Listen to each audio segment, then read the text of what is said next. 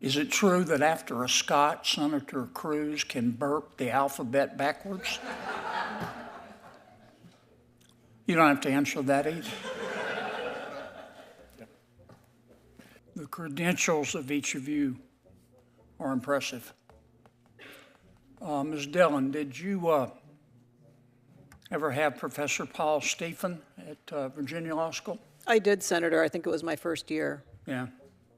He's brilliant. He should be on the federal bench. He would have been if I had gotten here sooner. Mr. Reitz,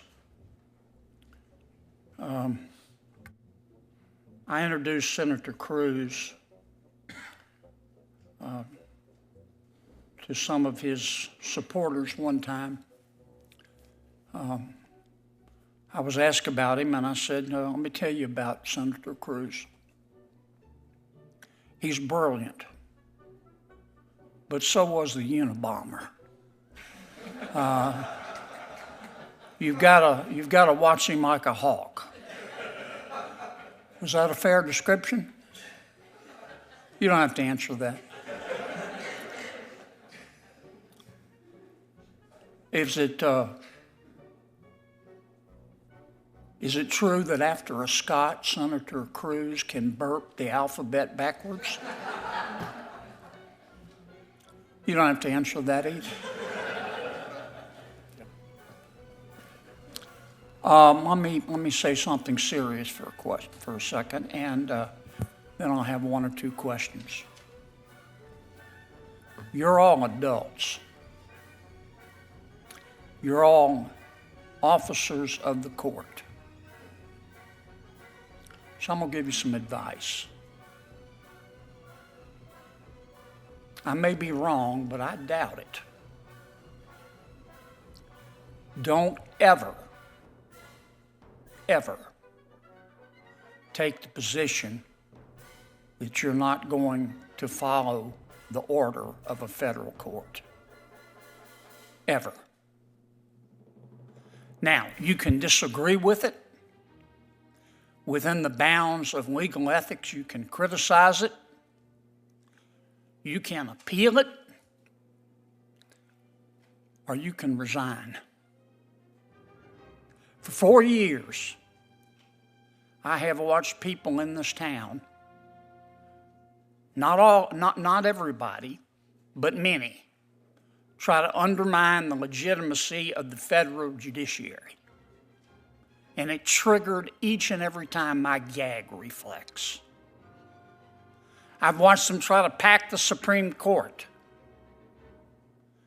I have watched an esteemed member of this body on the steps of the Supreme Court threaten Justices Gorsuch and Justice Kavanaugh. I've seen that. I've seen this body, some in good faith, but some in bad faith, try to impose an unconstitutional, violative of the separation of powers doctrine, ethics code on the Supreme Court, just to try to undermine their legitimacy. Now, all our judiciary has, an equal branch of government has its legitimacy. It doesn't have an army. Don't ever say you're not going to follow the order of a court. You may not agree with it, but that's my advice, and I think you ought to take it. Mr. Sauer, I'm glad to see that Holly took you to a Cracker Barrel for lunch. Yes, Senator, if you're familiar with the area, it's the one near Columbia, Missouri, about halfway through Missouri on I-70. I've always thought of Holly as more of a Whole Foods type guy. I can only say that his description of it was accurate. It was chicken fried steak that we were eating. I'm glad to see that his taste is getting better. Tell me, Mr. Sauer, give me an example of an instance where a legislative body could pass a statute discriminating on the basis of race, which of course is a suspect classification, that could pass the strict scrutiny test?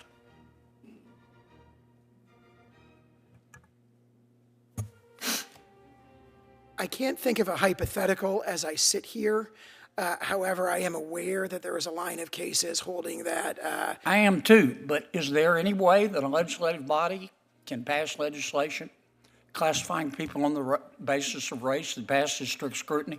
I can't imagine a scenario as I sit here, Senator. How does the doctrine of equal protection apply to the federal government? I know the 14th Amendment says that the states can't deny our people equal protection of the law, but I don't see anything in the Constitution about the federal government in equal protection. It's not in the Fifth Amendment. I'm not suggesting we shouldn't, but how does it apply? Senator, I believe there's a Supreme Court decision from the late 1940s or early 1950s that essentially incorporated the doctrine of equal protection. People say reverse incorporated the doctrine of equal protection through the Due Process Clause of the Fifth Amendment. You agree with the substantive due process model? I have criticized that doctrine in many of the legal briefs that I've filed that I've disclosed to the committee. Well, without it, how would we have equal protection of the laws applied to the federal government? As I sit here today, I don't dispute the holding of what the Supreme Court held about 60, 70 years ago, and I accept that as binding law. You just think they got the methodology wrong?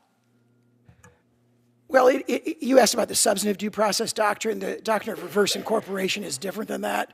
And as I sit here today, I'm not prepared to say whether they got it right or got it wrong. I'd have to read the opinion again. It is long settled in binding law, in my understanding, though. Thank you, Mr. Chairman.